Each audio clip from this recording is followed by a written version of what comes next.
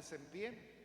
Vamos a orar al Señor para pedirle que Él nos entregue su palabra, y también oremos por las personas que todavía no lo conocen. Amén. Señor, gracias te damos por este momento en el cual podemos venir ante tu presencia para rendir culto y adoración a tu nombre, y también, Señor, para recibir la palabra que tú tienes preparada para cada uno de nosotros. Queremos pedirte que tú, Señor, puedas iluminarnos, instruirnos para llegar a ser el pueblo que tú deseas que seamos. También te pido por aquellos que no te conocen, pero que hoy escucharán tu palabra. Llega hasta el corazón, la vida de cada una de estas personas. Rescátales con tu gracia y añade a tu iglesia los que has elegido para vida eterna.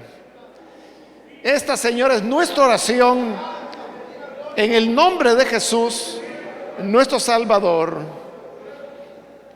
Amén. Amén. Vamos a abrir, hermanos, la palabra del Señor en el Evangelio de Marcos, el capítulo número 11.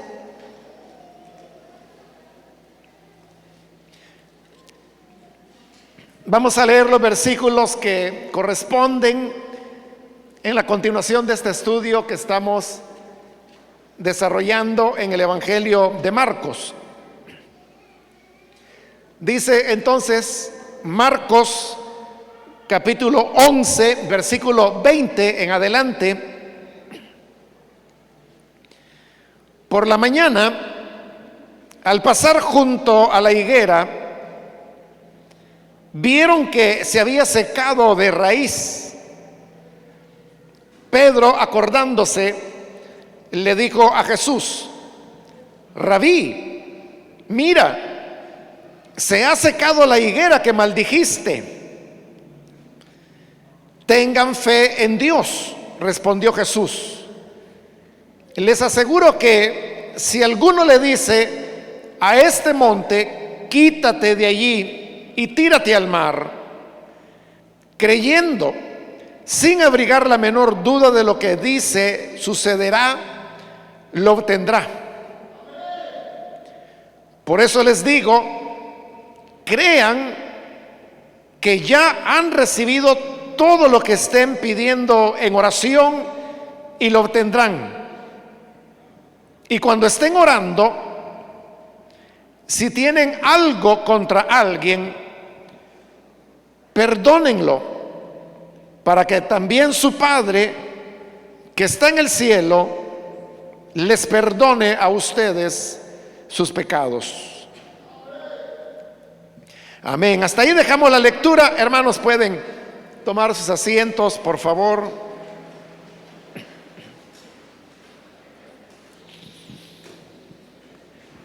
Hermanos, hemos leído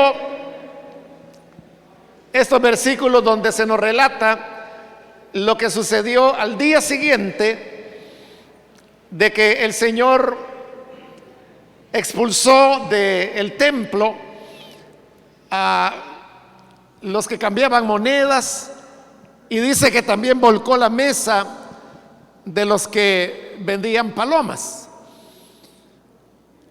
Al iniciar este capítulo, recordará, hermanos, que dijimos que esta es un trabajo de redacción cuidadosamente elaborado por Marcos, en donde hay dos historias independientes. Por un lado tenemos la maldición de la higuera, que Marcos la divide en dos partes, y luego lo que acabamos de leer, que al día siguiente de la maldición encuentran que la higuera estaba seca. Y la otra historia es precisamente el choque que el Señor Jesús está teniendo con el sistema del templo. Estas dos historias, que como digo son independientes, Marcos las ha recortado en el caso de la historia del templo en 3 partes y la historia de la higuera en 2 partes, y ha venido intercalándolas como que si fueran 2 hebras de diferente color, y que luego usted las va trenzando para tener una sola trenza. Entonces, así es acá. Es un solo capítulo, pero todo él está girando en torno al tema de la relación del Señor con el templo. Al hablar del templo, hermanos, quizás no lo he estado haciendo de una manera apropiada, porque hablar de que el Señor tenía un choque con el templo, uno podría pensar que era un choque con el edificio o con las instalaciones. Pero usted sabe que no hay nada malo con una edificación. Un edificio puede ser usado para propósitos buenos o para propósitos malos. Realmente el choque del Señor, más que con el templo, era con los líderes religiosos, que eran los que habían montado todo el sistema de lo que el templo había llegado a ser en esa época ya. De manera que la imagen de la higuera a la cual el Señor llega, porque ya pasó la cosecha, ya pasó el tiempo cuando debió haber dado frutos, y sucede que no encuentra frutos sino solamente hojas.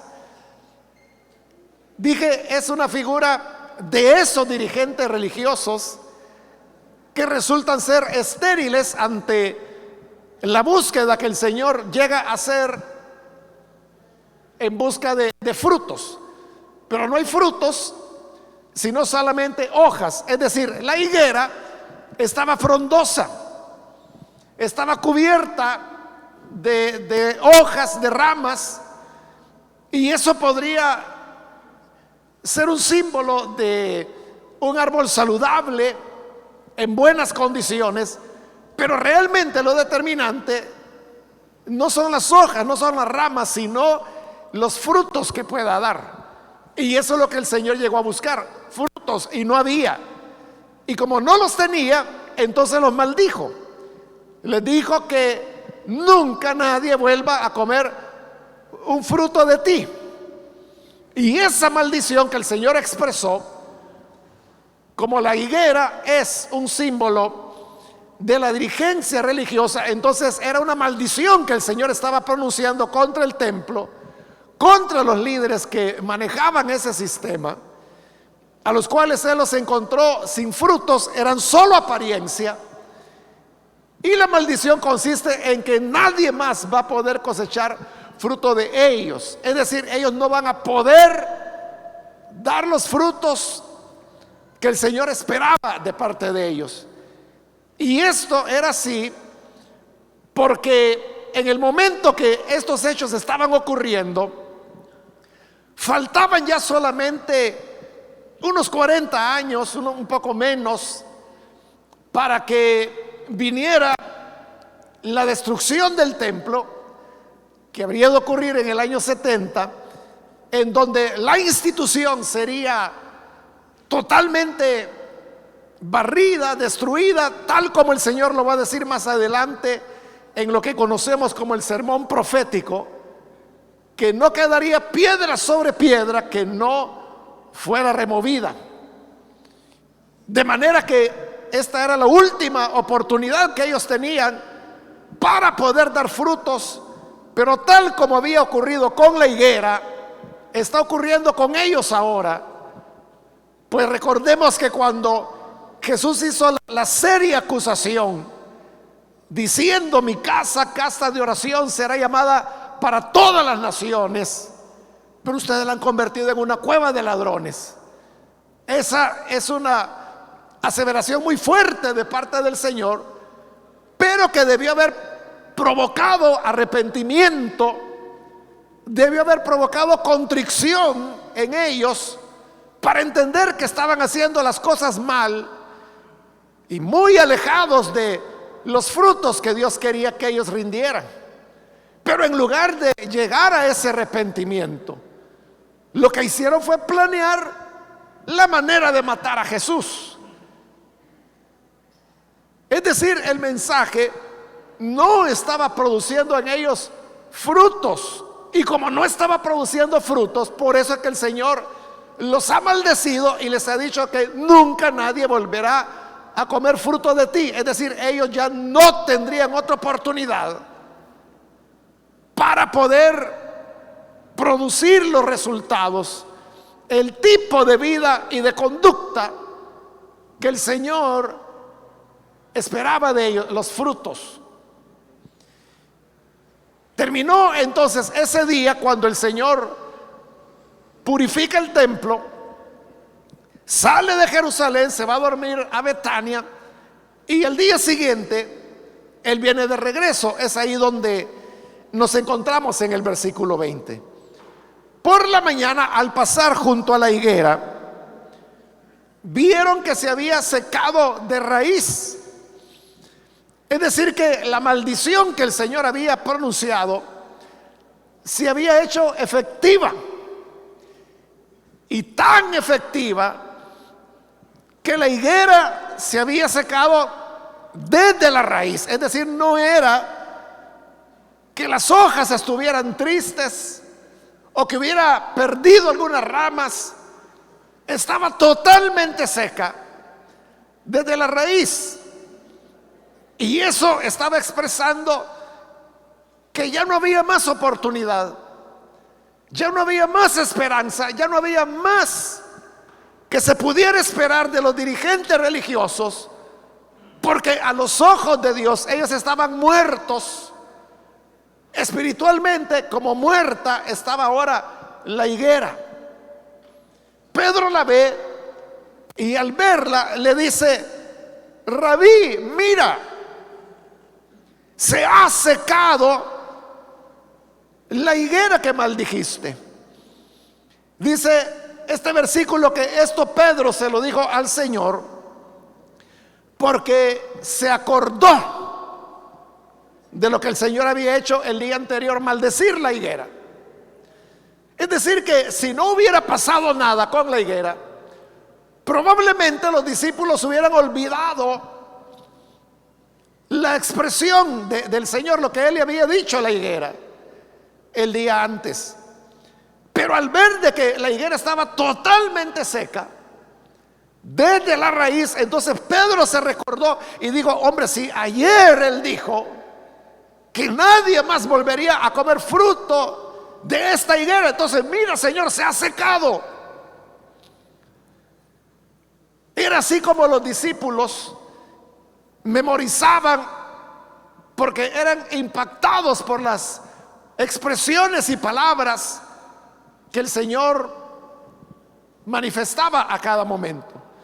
Los hechos milagrosos, los hechos sobrenaturales, aquellas cosas que no ocurren por el orden normal de la naturaleza, sino que requiere una intervención divina, impresionaba de tal manera que ese hecho estaba atado a dichos, expresiones que el Señor había tenido. Y así como los discípulos memorizaron, así como Pedro recordó, los discípulos memorizaban las palabras que Jesús iba diciendo. Cuando Pedro le llama la atención al Señor y le dice: mira, se secó, entonces viene Jesús y le responde: tengan fe en Dios. Pedro era el que estaba sorprendido. Bueno, Pedro fue el que habló porque estaba sorprendido, pero de seguro los otros discípulos se sorprendieron de ver la higuera que estaba totalmente seca. Pero el Señor no. Él sabía que eso iba a ocurrir. Y por eso le dice: tengan fe en Dios. No había nada de qué sorprenderse, porque al tener fe en Dios, lo que se dice lo que se pronuncia, eso acontecerá. Tener fe, hermanos, no es nada más que tener confianza en Dios, dice el Señor Jesús. Esa sería la manera más sencilla, diría yo, de entender qué es la fe. La fe es simplemente tener confianza. En este caso en Dios, porque dijo el Señor, tened fe en Dios. Porque los discípulos están sorprendidos de que la palabra que Él pronunció, nadie más coma fruto de ti, ha producido un resultado sobrenatural, milagroso. Y le dice, bueno, no deberían sorprenderse, que es lo que yo dije, ¿no? Tengan fe en Dios. Y como les va a decir a continuación, esto de la higuera es nada. Porque si ustedes tienen confianza en Dios, cualquier cosa que pidan les será hecha. Tener confianza en Dios, hermanos, no debería ser algo difícil para nosotros, porque todo el tiempo nosotros estamos confiando en diferentes personas. Cuando usted, por ejemplo, va donde un médico porque se siente mal y el médico viene y le diagnostica una enfermedad que ni siquiera puede usted aprender cómo se pronuncia esa enfermedad, pero le dice, va a tomar este medicamento, esta va por la mañana, esta después de cada comida y esta se la va a tomar en la noche ya cuando se vaya a acostar. Entonces, usted viene y sigue el tratamiento que él le ha indicado. ¿Qué está haciendo usted ahí? Usted está confiando en ese médico. Usted está confiando que esta persona fue a una universidad, estudió, se graduó, sabe medicina. Está confiando en que le ha hecho un buen diagnóstico. Está confiando en que le está recetando los medicamentos adecuados y en la dosis correcta. Entonces, ¿qué hace usted? Comenzar a tomarlo. Y lo hace porque está confiando en que lo que el médico le ha dicho debe ser lo correcto, ¿no? Bueno, esa es una manera. Otra manera es cuando usted envía a su niño o a su niña para que vaya a estudiar a una escuela. Usted lo pone en las manos del maestro, porque de igual manera usted confía que ese maestro o esa maestra fue a prepararse para dar clases. Usted confía que ese maestro o maestra conoce los planes de educación, conoce los contenidos, está llevando esos contenidos de la manera correcta, está evaluando objetivamente a su niño y a su niña, y usted está confiando en que su hijo o su hija va a aprender a leer, a escribir, a sumar, a restar, etcétera. Está confiando, pero usted ni conoce al fulano o a la fulana. Quizá porque a principio de año hay una reunión de padres de familia y quizás el director o la directora dice, bueno, ella es la maestra de primer grado, este es el maestro del segundo grado. Ahí usted lo conoció de vista, pero usted no sabe quién es esa persona. Confía. Cuando usted se sube a un autobús, usted está poniendo literalmente su vida en las manos de ese hombre que va ahí al volante. Usted no sabe nada de él. Usted no sabe si tiene o no tiene licencia. Normalmente no la tienen. Usted no sabe si van tomados o si está drogado, como muchas veces ocurre. Usted no sabe cuánta experiencia tiene esa persona, si tiene 20 años de conducir autobuses, que no es lo mismo que conducir un vehículo, o si es alguien que apenas hace 6 meses comenzó a manejar. Usted simplemente confía, paga su pasaje, sube y confía, como digo, su vida, su integridad en las manos de ese conductor. Estamos confiando y confiamos, hermanos, en muchas otras cosas. Usted confía que la silla en que está sentado no se va a doblar y se va a ir de espaldas y se va a golpear. No, usted confía de que está bien hecha, que en la fábrica donde la realizaron o la construyeron, usaron adecuadamente los materiales y los materiales de norma, y que está bien atornillada y que por lo tanto no se va a caer. Confiamos que el techo que está sobre nuestras cabezas tampoco se nos va a derrumbar encima. Confiamos en que el ingeniero que hizo el cálculo estructural calculó bien el peso, las columnas, y que por lo tanto no nos va a caer en la cabeza. Todos confiamos de una u otra manera. Confiamos en el dentista, que le va a salvar la pieza y no que lo va a dejar sin un diente o sin una muela. Confiamos, hermanos, en fin, todos los días, a cada momento, estamos confiando que la salchicha que fue a comprar no está contaminada, que el pan que le están vendiendo no tiene moho. Es decir, estamos todo el tiempo confiando.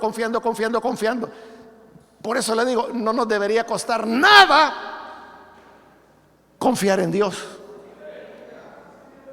Pero es lo que Jesús les está diciendo: tengan fe en Dios, es decir, tengan confianza en Dios. ¿Y por qué debemos tener confianza en Dios? Porque Él es nuestro Padre, y Él no es como su papá biológico. Algunos tuvieron la bendición de tener un padre biológico modelo, un gran hombre, pero otros, su padre biológico fue una desgracia. Pero Dios Padre no es como su padre biológico, sino que Dios es un Dios, un Padre modelo, el Padre de los padres, lleno de amor, de compasión, de paciencia, que le ama al punto que Él decidió canjear a su único hijo, a Jesús, el unigénito, el único del Padre, a cambio suyo, cuando usted estaba hundido en delitos y pecados, controlado por Satanás, yendo conforme a la corriente de este mundo, cuando no tenía pero ni noticia ni interés en las cosas de Dios.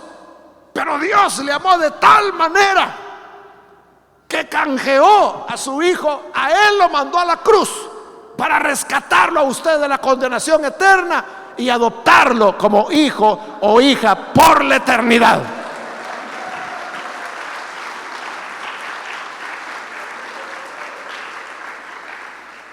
¿Cómo no vamos a confiar en Él? Por eso es que la Escritura dice que si Él nos dio a su hijo, ¿cómo no nos dará todas las cosas? Si lo que usted le pide a Él, eso es nada en relación a su hijo. Por otro lado, conocemos a Dios, y en lo que le hemos conocido nosotros sabemos que Él no miente, que su palabra es verdad, que su palabra es inamovible, nada la puede cambiar. La palabra del Señor es confiable. Dios no es que hoy sí, pero mañana no. No, fíjate que eso fue ayer que lo dije, pero hoy ya cambié de opinión. No, Dios no es así. Esto es algo así como Balaán, se recuerda que Balac lo contrató para que maldijera a Israel y lo llevó a un lugar y le dijo: mira, maldice a Israel, y a maldecirlo iba. Cuando yo digo, ¿qué lo voy a andar maldiciendo? Si para mí es bendito. Entonces vino Balac y le dijo, bueno, entonces es que lo que pasa es que quizás no los estás viendo todos. Vamos más arriba, vamos a otro monte, y desde ahí tal vez lo vas a maldecir. Y allá iba Balaam, que tenía interés en la recompensa que el rey le iba a dar. Y dice, bueno, aquí otra vez. Y vuelven a ofrecer 7 sacrificios para el Señor. Y cuando se dispone a maldecirlo, viene el Espíritu Santo, lo toma, y en lugar de maldición da bendición. Entonces dice Balac, no, es que quizás aquí la cosa no funciona, vamos más arriba. Y van a otro punto donde ya se ve todo el campamento de Israel. Pero ¿qué hay detrás de esa conducta del rey Balac? Que primero en un lugar, pues no, vamos acá, pues no, vamos allá. Está pensando que por cambiar de lugar Dios va a cambiar de idea. Pero cuando Dios ha dicho que alguien es bendito, hermano, lo pueden llevar al fondo del mar, lo pueden llevar a la cumbre del Everest, lo pueden llevar, hermano, a las llanuras del Sahara, lo pueden llevar donde usted quiera, a los hielos de la Antártica, y Dios seguirá diciendo, es bendito porque yo lo he bendecido. Y punto.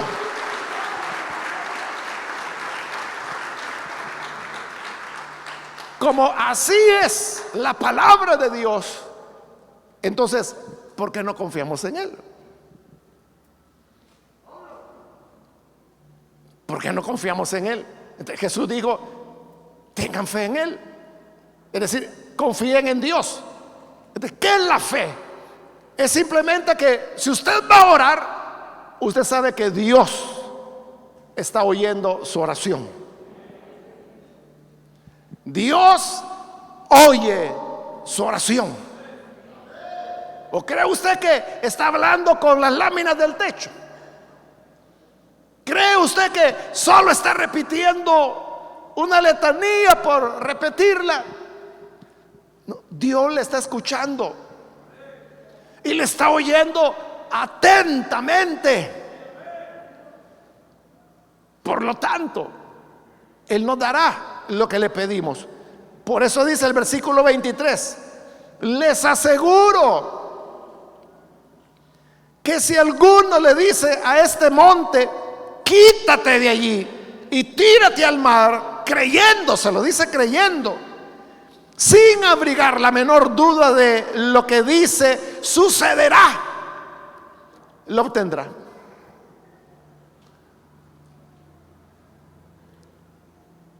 Jesús está poniendo un caso extremo que nunca ha ocurrido. Nunca ha ocurrido. O sea, en la Biblia no aparece nadie que haya movido un monte o una colina. Porque Jesús lo está poniendo como un extremo. Porque está diciendo, si le dicen a este monte, quítate y échate a la mar, uno diría, bueno, esa es una locura, pero eso ni en fantasía se ve. ¿Cómo es eso que el monte se va a ir caminando y se va a tirar a la mar? O sea, es algo que nunca ha ocurrido, probablemente nunca ocurrirá. Pero el Señor lo está poniendo como un ejemplo de que sea lo que sea, aunque sea algo tan extravagante como eso de que un monte se tire al mar, aunque sea así, si lo pides creyendo, es decir, confiando, sin abrigar la menor duda de lo que dices sucederá, lo vas a obtener, ocurrirá. Entonces, si incluso le pidiéramos a un monte que se trasladara al mar, dice que sería hecho, dice. Entonces, ¿cuánto más? No le va a responder la petición que usted tiene, que yo no sé cuál será, pero sí estoy seguro que ninguno de ustedes está pidiéndole al Señor que mueva el volcán de Santa Ana. Lo que usted le está pidiendo es algo mucho más sencillo. si él dijo, y fíjese cómo el Señor lo expresa: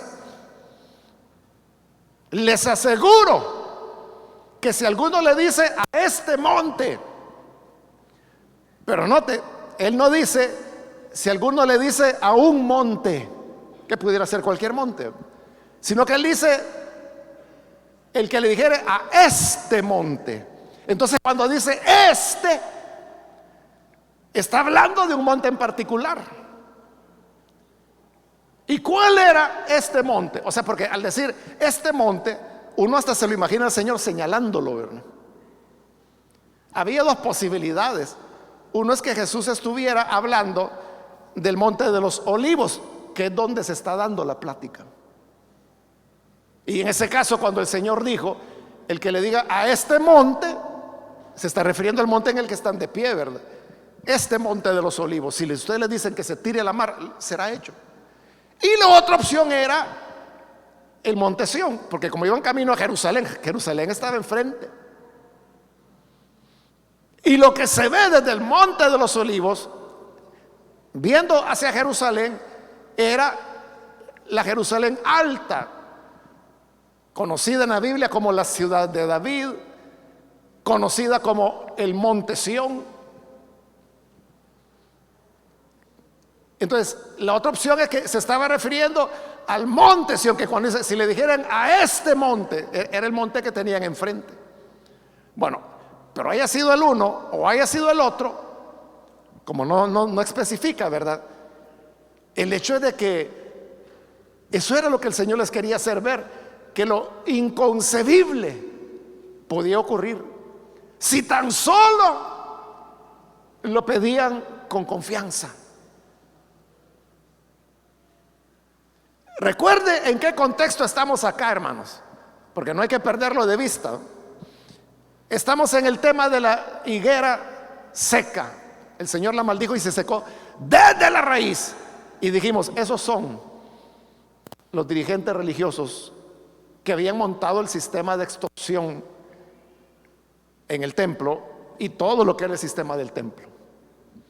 No dieron fruto. Es como diciendo, pero yo quiero que ustedes den fruto. ¿Y cómo van a dar fruto ustedes? Teniendo fe en Dios. Recuerde, hermano, que ya hemos visto en este Evangelio de Marcos, capítulos atrás,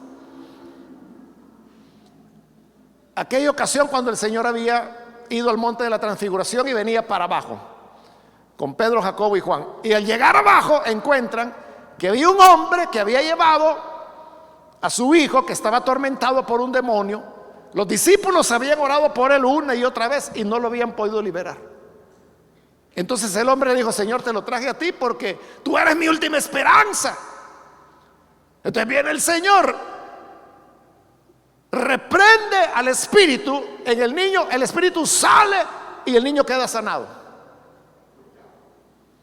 Y la gente se va. Entonces llegan los discípulos y le preguntan, Señor, ¿por qué no pudimos sanarlo? ¿Por qué no pudimos echar fuera el demonio? No habían podido dar fruto. ¿Y qué les dijo el Señor? Este género no sale sino con oración. El Señor les está dando la indicación que aprendan a cómo se da fruto. Hoy les está diciendo acá, hermanos y hermanas, para que nosotros no vayamos a ser higueras estériles, o peor, secas desde la raíz. Debemos confiar en el Señor, confiar en Dios. Y lo que pedimos en oración, pedírselo en confianza. Usted puede ser muy honesto, muy honesta y decirle, mira, Señor, yo lo que necesito es esto. Esa es su petición. Pero Señor, yo creo que no tengo las cualidades, no soy lo que tú quisieras que yo fuera. Señor, si ni siquiera soy lo que yo quisiera ser. Sé que yo podría ser un mejor creyente, pero no me he dedicado a eso. Pero aún con todos mis defectos y mis limitaciones y mis debilidades, y mi falta de espiritualidad. Señor, yo confío que tú me oyes y que me darás lo que te pido. Eso es confiar en Dios. Y dice, si confías sin abrigar ninguna duda, sin abrigar ninguna duda, lo que digas, lo recibirás. O sea, esa es palabra de Dios, está garantizado. Lleva el sello de garantía de Jesús que dice, lo recibirás. Ahora, si usted se pone, hermano, ¿y será que Dios quiere dármelo? ¿Y será que Dios me oye? ¿Y será que será su voluntad? Cuando entramos por los caminos de la duda, nosotros mismos somos los que nos bloqueamos. Pero uno tiene que confiar, así como confía en el bucero, así como confía en el que le puso las láminas en la casa y que hoy que llueva vamos a ver si de verdad tapó las goteras o no. Así como confía en aquel que le dice, mire, compre este aparato porque vale 100, pero yo se lo voy a dar en 20 porque me cae bien. Y viene usted, confía y se lo compra. Confía en que no es basura la que está comprando, sino que de verdad es algo que vale la pena. Entonces, ¿por qué no podemos confiar en Dios? Y luego dijo el Señor en el 24, por eso les digo, crean, es decir, confíen que ya han recibido todo lo que estén pidiendo en oración y lo obtendrán. Confíen que lo que piden en oración lo obtendrán. Confíe que lo que pide en oración lo obtendrá. ¿Cuánto hay que orar para recibir una respuesta? El Señor no está hablando de horas de oración, ni de 7 ayunos, ni de 3 vigilias. Él está hablando de confiar. Es por gracia y no por méritos que nosotros podamos acumular. Confiar. Hermanos, la oración es efectiva, es real. Por eso es que algunas veces algunos de ustedes, hermanos, hermanas, han llegado y me dicen, hermano, tengo este problemón. Y le comienzan a contar esto. ¿Qué puedo hacer? Y no hay nada que hacer. O sea, hay situaciones en las cuales, hermano, ¿y uno qué va a decir? No hay nada que hacer. Pero entonces es cuando yo le digo, ore. Sí, hermano, pero ¿y qué más puedo hacer? ¿Y qué más necesita? Ore. Es decir, dejamos de ver la oración como el recurso que el Señor está presentando ahí cuando dice todo lo que pidan en oración confiando, lo recibirán. Ya no lo vemos así, sino que vemos la oración como, bueno, algo que ni hacemos, sino que andamos pidiéndole a las personas, ay, ora por mí, ore por mí, les ruego que oren por tal cosa, por tal otra, y andan poniendo, como he dicho otras veces, a todo el mundo en oración y ellos se van a acostar a la hamaca. Dejaron a toda la iglesia orando y ellos tranquilos. O sea, ni ellos lo hacen.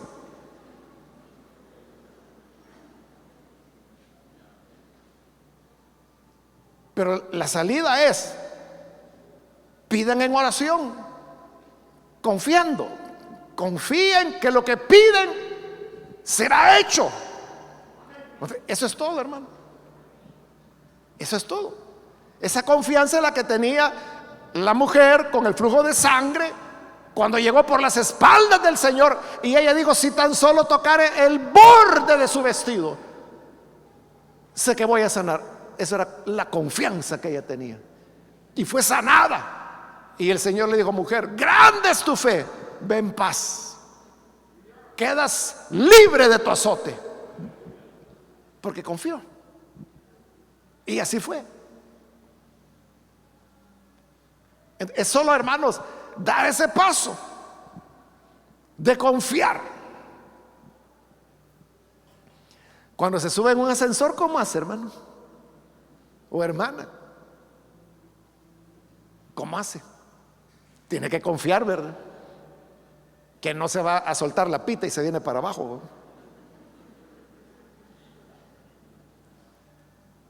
Y usted no anda preguntando, bueno, ¿cuándo fue la última inspección? ¿Quién lo inspeccionó? Y la persona que inspeccionó tiene la capacidad técnica para decir si se puede continuar usando o no el ascensor. Usted no anda preguntando nada, usted simplemente se abrió la puerta y se mete. Y ahí va, para arriba o para abajo, ¿verdad? Pero confiando.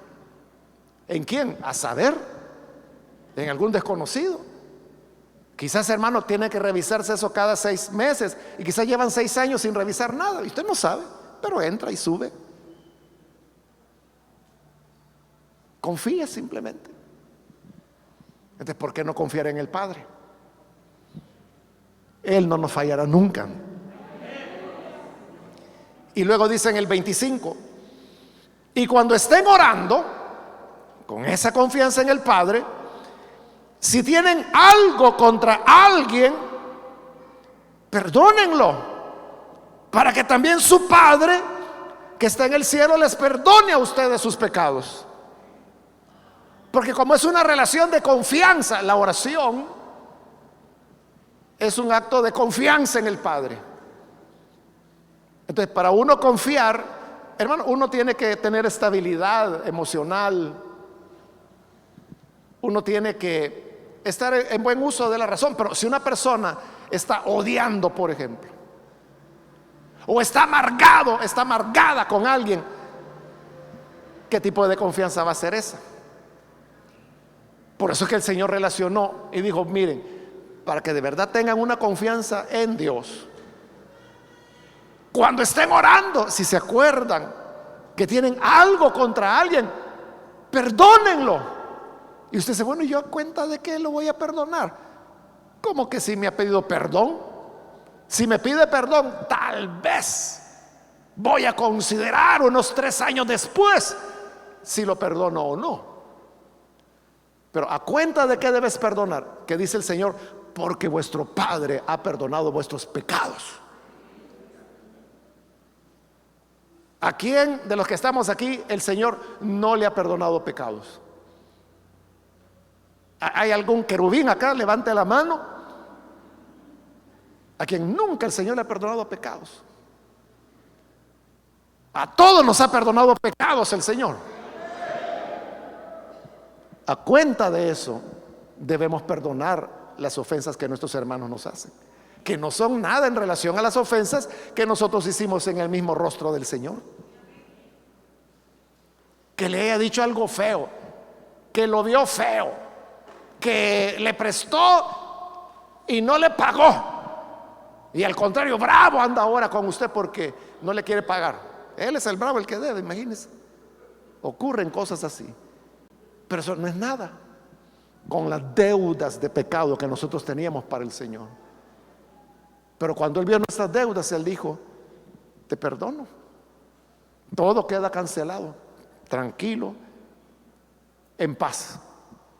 Entonces, a cuenta de eso, perdonemos a los que nos ofenden, a los que nos insultan, a los que nos dijeron cosas feas, a los que nos hicieron una jugada mala, que no es de creyentes. Uno debe terminar eso. Hace, creo que ya más de un año, una hermana tuvo algunos conflictos con otros hermanos en la iglesia, y desde hace como un año, hermano, cuando casualiza de que me toca predicar en el culto al cual ella llega, siempre al terminar de predicar, ella me está escribiendo y me dice, hermano, me dice, qué bueno, me dice el mensaje que predicó ahora. Mensajes así le debería predicar al fulano, a la mengana, es decir, la gente con quien ella tuvo conflicto. Y tiene como un año haciendo eso. Yo en una ocasión le dije, hermana, le dije, yo no sé si esas personas que usted menciona, no sé si oyeron o no oyeron. Lo importante es que usted oyó. Y la palabra es para usted y es para mí. Pero ella siempre está pensando. Bueno, la última vez, creo que fue el domingo anterior, igual eso pasó.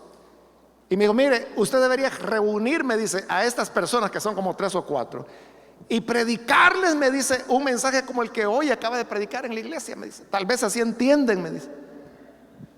Y ella no ha entendido. O sea, porque ella estuvo en el culto, ella oyó la predicación. Y ella dice, qué buena la predicación, pero para aquello, ¿no? Júntelos. Imagínese, hermano, que uno tuviera que andar juntando a toda la gente con los que se han peleado los demás. Sería de no terminar, ¿verdad? Ella nunca va a tener paz mientras no haga lo que Jesús dijo, que perdone.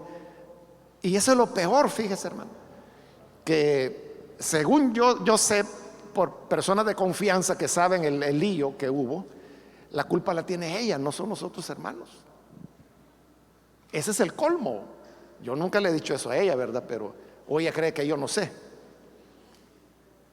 Y los demás hermanos a quienes ella les está recetando predicador a domicilio, yo le aseguro que ellos andan felices sirviendo al Señor. Todos tienen privilegios, los hermanos y las hermanas, y ahí andan gozosos. Ella es la que está tragando veneno, su propio veneno, todo el tiempo. Entonces dijo el Señor, ¿y así cómo vas a tener confianza en el Padre? Si te acuerdas que tienes algo contra tu hermano, perdónalo. Porque también tu Padre que está en el cielo les perdonará a ustedes sus pecados. Y luego, hermanos, el versículo 26, si usted tiene la Nueva Versión Internacional, se va a dar cuenta que ahí no aparece el versículo 26. Del 25 salta al 27. Es porque ese versículo, como siempre le he dicho, ¿verdad?, no aparece en los manuscritos más antiguos ni en los manuscritos más confiables que se tienen. Y si usted ve ese versículo 26, se trata de una interpolación que ha sido tomada de Mateo capítulo 6, cuando el Señor termina de enseñar el Padre Nuestro, porque el Padre Nuestro sí termina, ¿verdad?, diciendo, y perdona nuestras deudas como nosotros perdonamos a nuestros deudores. Entonces viene el Señor y añade en Mateo 6:15 lo que dice Marcos acá, en la Reina Valera 26, ¿verdad? Si vosotros no perdonáis, tampoco vuestro Padre que está en los cielos os perdonará vuestras ofensas. Esa es una interpolación, es decir, fue tomada de Mateo y fue insertada acá. ¿Por qué? Porque las palabras del versículo 25 de Marcos suenan a las palabras que Jesús dice en Mateo 6:14. Entonces, algunos copistas, mucho tiempo después, ¿verdad? Usted sabe que Marcos fue el primer evangelio en ser escrito. Mateo fue escrito unos mínimo 40 años después. Entonces, era evidente, ¿verdad?, que no pudieron tomar de aquí para allá, sino que fue de allá para acá. Por eso es que no aparece en los manuscritos más antiguos y confiables. En algún momento alguien dijo, bueno, aquí hace juego con lo que el Señor dijo por allá y lo metió acá. O sea, lo que metió es bíblico, ¿verdad?, porque aparece en Mateo 6, pero no estaba acá al principio. Entonces, por eso es que no aparece. Hermanos, yo creo que las enseñanzas que esta porción nos deja para que no vayamos a hacer higueras estériles o secas son claras, ¿verdad? Confiemos en el Señor y perdonemos al que haya que perdonar. Vamos a cerrar nuestros ojos y vamos a orar al Señor. Pero antes de hacerlo, yo quiero invitar a las personas que aún no han recibido al Señor Jesús como su Salvador. Hoy hemos aprendido algo importante, y es que Las relaciones con las otras personas influyen en nuestra relación con Dios. Nadie puede estar en una buena relación con el Padre si no tiene una buena relación con su prójimo. Y cuando digo prójimo no me refiero a la persona que a usted le cae bien, sino que a cualquier otra persona, creyente o no creyente, familia o no familia, conocido o desconocido. Debemos estar en paz con todos. Quiero invitar entonces, si hay alguien que por primera vez necesita recibir a Jesús, por favor, ahí en el lugar donde está, levante su mano en señal de que usted desea recibir al buen Salvador, y así vamos a orar por usted. ¿Hay alguna persona que lo hace? ¿Puede levantar su mano? Queremos orar por usted. Aproveche este momento, esta oportunidad para recibir la vida de Dios. ¿Hay alguien que lo hace? Levante su mano. Solo le pido que lo haga pronto porque vamos a orar ya. Aproveche estos segundos. También quiero invitar, si hay hermanos o hermanas que necesitan reconciliarse con el Señor, todo lo que tú pidas, si confías, si pones tu confianza en Dios, lo recibirás. Pero debes tener una buena relación con Él y con el prójimo. ¿Quieres reconciliarte? Levanta tu mano. Levanta tu mano. Tal vez tú has orado mucho por una petición y no viene la respuesta. La pregunta es: ¿cómo está tu relación con tu prójimo? Ahí puede estar el problema. ¿Quieres reconciliarte? Levanta tu mano en este momento, porque vamos a orar. Hermanos, ya que confiamos en tantas personas, cada día y a cada paso, confiemos en el Padre. Tengamos fe en Dios, tengamos confianza en Él. Señor, gracias te damos por tu palabra, la cual siempre viene para animarnos, exhortarnos, mostrarnos el camino. Te rogamos, Padre, que bendigas cada hermano, cada hermana. Ayúdanos como pueblo tuyo para que siempre confiemos en ti. Confiemos que hoy es la oración.